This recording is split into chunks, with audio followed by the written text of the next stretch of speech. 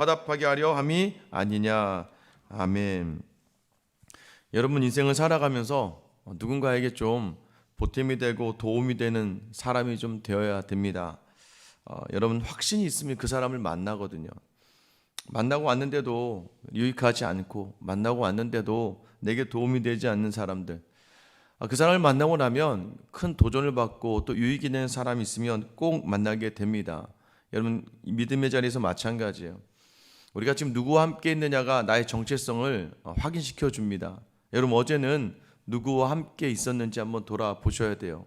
세상의 친구들과 계속 함께 있었다면 여러분, 우리는 믿음의 사람이 아니라 세상에 속한 사람으로 살아갈 수밖에 없는 연약함, 그 자리에 있었다는 것을 인정하셔야 됩니다. 여러분, 확신이 있으니까 시간을 내고 물질을 내는 거고 또 내 정성을 드리는 겁니다. 이 새벽의 자리가 세상이 보기에는 굉장히 미련한 자리입니다. 세상이 보기에는 뭐 저렇게까지 해야 되나?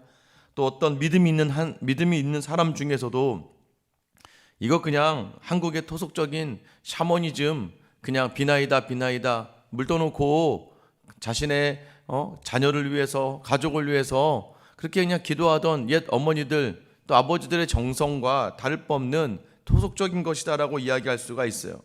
여러분, 성경의 모든 자리는요, 하나님이 늘 인간의 자리를 새롭게 하시는 게 아니라 인간이 늘 하던 그 모든 자리마다 하나님의 말씀이 부어지고 하나님의 은혜가 부어질 때 그 자리가 새로워지는 거예요. 할례, 여러분 아시죠? 할례가 하나님이 아브라함에게 행해서 아브라함이 제일 먼저 할례를 행한 게 아니에요. 고대 근동에서는 계속 원래 할례라는 게 있었어요. 성인식이나 또는 자기 자신을 드러내기 위한 일들이 있었단 말이에요. 그런데 이게 왜 특별해지냐면 하나님의 약속의 말씀으로 행하였기 때문에 그것이 언약의 상징이 되는 거예요. 여러분, 기억하셔야 됩니다. 우리의 삶이 늘 반복하면서 세상을 쫓아가요. 별 다를 게 없는 것처럼 살아가요. 그리고 또 때때로는 선을 행해도 내 힘으로 행할 때가 참 많아요. 근데 여러분, 우리는 그 안에 그렇게 살아가는 게 아니라 오늘 주시는 말씀 때문에 남편에게, 자녀에게, 아내에게 사랑해라는 말을 못 하겠습니까? 여러분도 뭐 기분이 좋거나 또는 감동이 있을 땐 사랑한다, 너 좋아해, 너 축복해 할 수 있겠죠. 그런데 그건 인간적인 말이에요. 그런데 하나님이 주신 마음, 기도를 하다가 말씀을 보다가 하나님이 주시는 마음을 담아서 사랑해라고 이야기할 때는 전혀 다른 이야기가 되는 겁니다. 여러분, 그래서 우리는 누구를 붙들고 나아가야 되는가? 믿음의 사람이요, 모든 행위 하나마다 하나님을 놓치면 그 자리는 내게는 세상의 것이 될 수밖에 없다는 거예요. 심지어는 이 새벽의 예배도 마찬가지입니다. 여러분, 새벽의 예배 나오면서 그저 드려지는 기도, 마치 종교인들이 내 원함, 나의 유익, 나의 만족을 위해서 드려지는 그 기도만 하다 보면 여러분, 종교인과 다를 바가 아무것도 없는 거예요. 제가 말씀드렸죠. 이 새벽은 내가 하나님과 함께하는 시간이고 이 하루의 온종일 중에 내가 따로 시간을 내서 함께 간절히 집중하며 기도할 수 있는 시간이 없으니까 이 새벽에 잠을 쪼개어 나와 하나님을 만나는 시간이라는 것을 여러분 놓치지 않으셔야 돼요.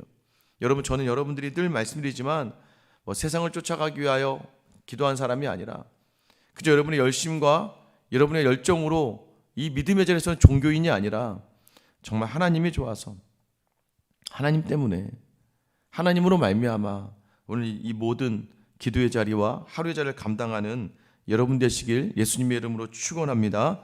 여러분, 이 하나님을 바라보는 시선을 놓치면 어떻게 됩니까? 오늘 12절 시작할 때에 여호와의 눈은 지식 있는 사람을 지키시나 사악한 사람의 말을 패하게 하시느니라 라고 얘기해요. 여호와의 눈은 지식 있는 사람을 지키, 어떤 지식이에요? 여호와를 아는 지식, 하나님을 경외하는 지식이 있는 사람은 늘 누가 지키시는 거예요? 하나님이 지키시는 거예요. 저는 요즘에 이것을 더 확신 있게 느껴지는 것 같아요. 여러분, 하나님 아는 지식은 하나님을 아니까, 전능하시니까 제 삶의 모든 것을 변화시켜 주세요 라고 이야기하는 사람이 하나님을 아는 사람이 아니에요. 그건 하나님을 조금만 아는 거예요. 물론 하나님은 기적으로도 일하십니다. 그런데 여러분, 하나님을 안다는 건 뭐예요? 하나님을 온전히 알고 있으니까 내가 지금 내게 주어진 상황이 내가 원하지 않는 삶으로 막 치달아도, 건강과 물질의 자리가 또는 자녀의 자리가 내 뜻과 다른 자리로 막 치닫는다 할지라도 하나님이 주신 것으로 여기고 하나님을 알기 때문에 여러분 그 자리 하나님으로 서 있어요.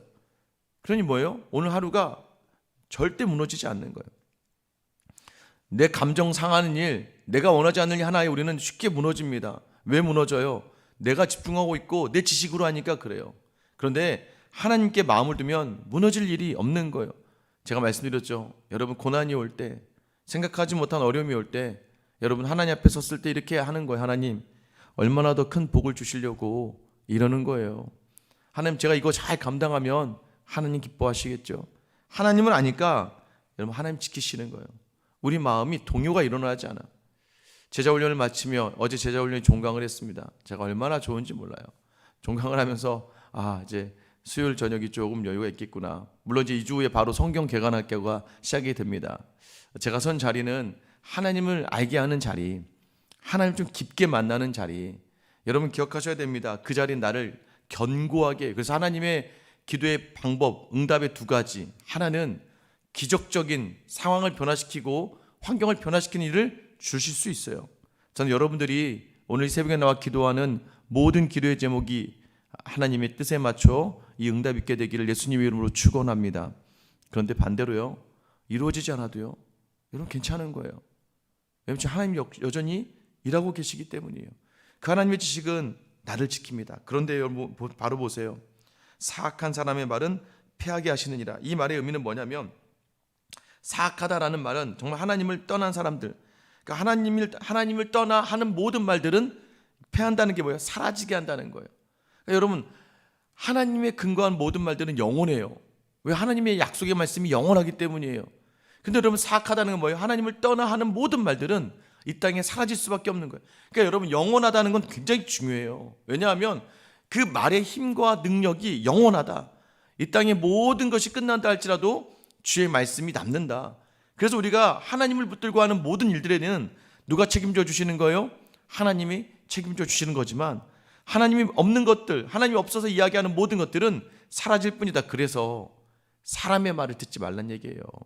사람의 생각에 의지하지 말란 얘기예요. 사람들이 자꾸 여러분 옆에서 여러분 흔듭니다. 너 그렇게 살면 인생 아무것도 아니야. 야, 너 그거 없지. 너 집 없지. 너 돈 없지. 야, 너 남편 온전하지 않지. 너 자녀들 매번 속썩이지. 이거 없어질 말들에 집중하지 않는 여러분 되시길 예수님의 이름으로 축원합니다. 그래서요, 우리가 믿음의 자리에서 중요한 게 무엇입니까? 하나님을 떠난 자리에 있으면 안 되는 거예요. 13절에는 게으른 자는 말하기를 이렇게 얘기하죠. 여기서 게으른 자라는 건 신체적인 나태함을 이야기하는 게 아니에요. 이 단어가 아첼이라고 하는 히브리어입니다. 이것은 영적인 나태함을 얘기하는 거예요.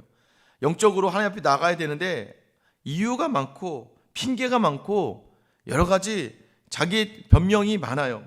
사자가 밖에 있대. 밖에 사자가 있어서 내가 나가면 찢기겠다는 거예요. 여러분 하나둘 이유와 변명 찾는 사람은요, 계속해서 이유와 변명과 핑계거리가 많아지기 시작합니다. 하나님 앞에 섰을 때에 이 게으른 자, 결국 뭐예요? 영적으로 무너진 자, 이런 불순종의 핑계가 자꾸 넘쳐나게 된다는 겁니다. 여러분 이 자리를 놓치지 마셔야 돼요. 이 마음, 내가 게으러지고 있지 않은가? 14절 보세요. 음녀 입은 깊은 함정이라 여호와의 도를 당한 자는 거기 빠지리라. 여러분 자꾸 이제 잠언을 읽을 때 지혜 있는 여인, 현숙한 여인과 음녀를 비교하라고 했어요. 이 음녀라는 건 하나님을 떠난 자리예요. 하나님을 떠난 자리에 입은 깊은 함정이라는 거예요. 그리고 여호와의 도를 당한 자는 거기 빠진대요. 결국 하나님 없이 자기 힘으로 하려고 하는 모든 사람들은 그 자리에 빠진다는 거예요. 결국 뭐예요? 하나님을 떠내 말하는 모든 것들, 게으른 것들, 또 하나님을 반대하며 떠나서 이야기하는 모든 것들은 결국 뭐예요? 깊은 구덩이에 빠지며 넘어질 수밖에 없다는 것을 이야기하는 겁니다. 그래서 15절에 뭐라고 이야기합니까? 아이의 마음에는 미련한 것이 얽혔으나 징계하는 지식이 이를 멀리 쫓아내리라. 여러분 아이의 마음이 뭘까요? 아이들이 아직 많은 것을 모르죠. 사는 자리마다 미련하죠. 지혜가 부재하죠. 지식이 부재하죠. 그러다 보니까 자기 마음대로 하려고 하는 게 있어요. 처음에 신앙생활 할 때는 어린아이 같을 수밖에 없습니다. 여러분 맞잖아요. 새 가족이 왔을 때 그 사람이 하나님을 알아야죠. 알아가는 과정 속에서는 그냥 본인 하는 대로 하고 교회도 받아줍니다. 근데 여러분 신앙이 성장하면요, 어린 아이처럼 하면 안 되는 거예요. 그래서 하나님은 자기가 성장시킬 하나님의 사람들에게 사랑의 마음을 담아 징계의 채찍을 가하십니다. 여기서 말하는 징계의 채찍이라는 것이 셰벳 무사르라고 하는 훈계의 막대기라는 뜻이 훈계의 막대기. 훈계는 왜 해요? 잘 살게 하기 위해서, 좀 더 나은 삶을 살고 깨달음의 삶을 살기 위해서 하는 게 바로 훈계의 막대기입니다. 여러분 그렇게 오셨죠? 가끔 하나님 고난을 주세요. 이유를 모르겠어. 근데 시간이 지나고 나서 보니까 나를 성장시키시려고 하나님이 세운 훈계의 막대기, 그게 사람일 수 있고 자녀일 수 있고 배우자일 수 있죠. 때로는 직장과 환경, 주변의 환경의 이유가 될 수 있습니다. 결국 이런 모든 고난을 통해서 성장하게 되는 거예요. 남자들도 군대 갔다 와 봐야 그 다음부터 세상을 좀 아는 거죠. 또 힘든 시간을 겪어봐야 다른 사람의 마음을 좀 아는 거죠. 그래야 여러분 더 성장하는 겁니다. 여러분 그래서 때로는 우리의 연약함을 주님께서 확장시켜 가려고 고난, 징계의 채찍과 같은 일들을 우리에게 경험하게 하시는 것 같아요. 여러분 16절 보세요. 이익을 얻으려고 가난한 자를 학대하는 자와 부자에게 준 자는 가난해질 뿐이니라. 이게 무엇입니까? 자기 힘으로 남을 착취하거나 큰 힘의 권력에 편승해서, 그러니까 사람의 의지에서 넘어진 사람들은 계속 가난해진대요. 우리는 좀 반대죠. 세상의 것들, 내 힘으로, 힘의 논리의 세상이니까 내가 힘을 가지고 있고, 내가 뭔가 힘을 가지고 뭔가를 이루면 여러분 더 풍성해지고 편안해질 것 같죠? 그러지 않다는 거예요. 자꾸 내 힘으로 무언가를 하려고 하고, 또 때로는 그 힘을 의지해서 아부하고 거기 붙들었을 때 하는 마음에 더 가난함을 주신다는 거. 그죠? 참 신기해. 돈 많은 사람이 돈을 더 아낍니다. 돈 없는 사람이 돈을 아끼지 않아요. 돈을 더 많이 가지면 가질수록, 내가 이것을 붙들면 붙을수록, 사람도 마찬가지예요. 누군가 기대면 기댈수록 더 그 사람을 의지하게 되니까 내 마음은 더욱더 연약해지고 가난해질 수밖에 없다는 걸 이야기합니다. 그래서 오늘 지혜자는 우리에게 한마디 권고를 합니다. 17절 같이 읽어볼게요. 시작. 너는 귀를 기울여 지혜 있는 자의 말씀을 들으며 내 지식에 마음을 둘지어다. 귀를 기울여라 라는 것은 의도적으로 더 귀를 기울이라는 거예요. 너 귀를 기울여야 돼. 너 귀를 더 열어야 돼. 그리고 지혜 있는 자의 말씀, 여기는 원래대로 하면 지혜 있는 자들의 말씀. 여러분 의도적으로 귀를 기울이라는 거예요. 지혜자들, 이 지혜자들이 누구입니까? 지혜, 하나님을 경외하는 자리들, 하나님을 경외하는 삶을 살아가는 사람들의 그 말씀들, 그들을 통해 주셨던 말씀들에 귀를 기울이라는 거예요. 이런 믿음의 사람들의 살아온 믿음의 선배들, 믿음을 붙들고 온전히 살아가는 그 사람들의 말씀들에 귀를 기울이라는 거예요. 여러분 그 귀를 기울이고 네 마음에 두래요. 여러분 보세요. 말씀을 어디에 두라고 얘기해요? 마음에 두라고 이야기하는 거예요. 우리는 말씀을 듣고 감동받고 은혜 받는데요. 여러분 이 자리 나가면서 그 말씀을 그 자리에다 이렇게 놓고 가는 거예요. 가서 세상은 내 방식으로 살아요. 그래서 다시 돌아와서 그 마음을 담아. 그러니까 여러분의 가족과 자녀들이 엄마 교회에서 하는 만큼만 나한테 해줘. 교회에서 다른 사람 대하는 것만큼만 나한테 해달라고 하지 않아요? 이거 제가 많이 듣는 얘기예요. 아빠 왜 다른 성도들 볼 때는 굉장히 밝고 기쁘고 반갑게 맞이하면서 왜 나한테는 왜 그렇게 말을 해?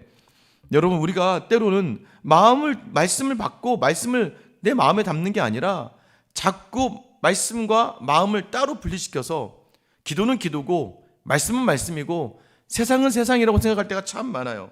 여러분 18절 다시 강조합니다. 이것을 내 속에 보존하며 내 입술이 함께 있게 함이 아름다우니라. 그 말씀을 입에도 담으라는 거예요. 요즘에 계속해서 잠언이 이야기하는 게 뭐였어요? 또 그 입으로 너가 사는 거야. 여러분 어제 여러분의 입에 뭐가 나왔는지 다시 돌이켜 보셔야 돼요. 남편하고 아내하고 이야기하면서 어떤 말이 많이 나왔어요? 여러분 자녀와 이야기하면서 어떤 말이 많이 나왔습니까? 여러분 직장의 자리에서 어떤 말이 많이 나왔어요? 여러분 믿음의 사람들, 말씀을 마음에 담는 사람은 하나님의 지혜의 말이 내 입에서 나와야 되는 거예요. 여러분 최소한 여러분의 자녀들에게 보기에 부끄럽지 않게 계속해서 교회 이야기를 하더라도 여러분 은혜의 이야기를 해야 되고 기대와 소망을 이야기해야 되고 삶을 이야기해도 두려움과 염려와 걱정보다는 여러분 기쁨과 기대 또 하나님이 일하실 것들을 담아내는 자리. 그래서 여러분 말씀을 내 속에 보존하라는 거예요. 이 은혜를 놓치지 말라는 거예요. 그리고 19절, 내가 내게 여호와를 의뢰하게 하여 이것을 오늘 특별히 내게 알게 하였노니. 여러분, 그래서 우리 말씀을 담는 사람 특징이 뭐예요? 모든 자리를 하나님께 맡기는 거예요. 오늘 염려가 있어요. 오늘 집에 막 어려움이 있어. 딴 때 같은 막 흥분을 하고 막 분을 내고 막 억울해하고 막 짜증을 내고 잔소리가 심해질 텐데 이걸 누구에게 맡기는 거예요? 여호와께 맡기는 거예요. 그럼 그래야 가정이 평화롭습니다. 그리고 여러분 마음이 다치지 않아요. 예전에 우리나라의 이 가족이 그나마 이루어진 이유가 뭐예요? 엄마들이 참아서. 물론 그 당시 상황이 어쩔 수 없이 참아야 돼요. 여자가 하는 일도 많지도 않고 여자를 무시하던 시대에 있었으니까. 그럼에도 불구하고 억지로든 간에 한 사람이 참으니까 가정이 유지가 되고, 그래서 그 가정이 온전해지는 거죠. 그 엄마 얘기하면서 많은 사람들이 또 하나가 돼요. 여러분들 요즘엔 참지 않잖아요.